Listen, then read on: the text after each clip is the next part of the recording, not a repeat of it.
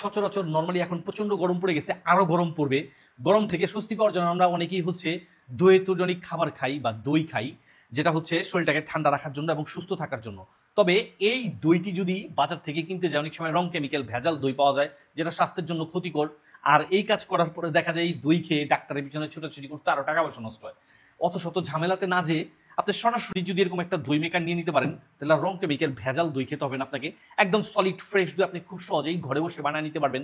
আপনি দই দিয়ে লাচ্ছি বানায় খান, দইয়ের সাথে চিড়া খান, বা দইয়ের তৈরি যে কোনো আপনার আইটেম বানায় খান না কেন, এরকম একটা দই মেকার আপনার জন্য খুবই ভালোভাবে সহযোগিতা করবে।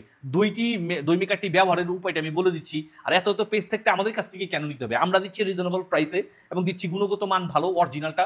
এবং সরাসরি ডেলিভারি ম্যানের সামনে থেকে খুলে চেক করে দেখে নিতে পারবেন। অগ্রিম কোনো টাকা দিতে হবে না। সারা বাংলাদেশের যে কোনো প্রান্ত থেকে এই দই মেকারটি হাতে বুঝে নিতে পারবেন। আর এই দই মেকারটি দিয়ে যেভাবে আপনি দই বানাবেন, নর্মালি দুধটিকে জাল করে ঠান্ডা করে এই দই মেকারটিতে আপনি দিয়ে দিবেন। তার পূর্বে বাসায় পুরাতন একটু দই থাকলে মেখে তারপর দুধটা দিয়ে দিবেন। এখানে দুধটা দিয়ে বাস ঢাকনাগুলো লাগিয়ে দিবেন। আর এই যে আপনার আপনার একটা আপনার একটা সকেট দেওয়া আছে, এটা ইলেকট্রিকের বৈদ্যুতিক লাইনের সাথে সংযোগ দিয়ে দিবেন। দিয়ে আপনার 5 থেকে 6 ঘন্টা ওয়েট করবেন।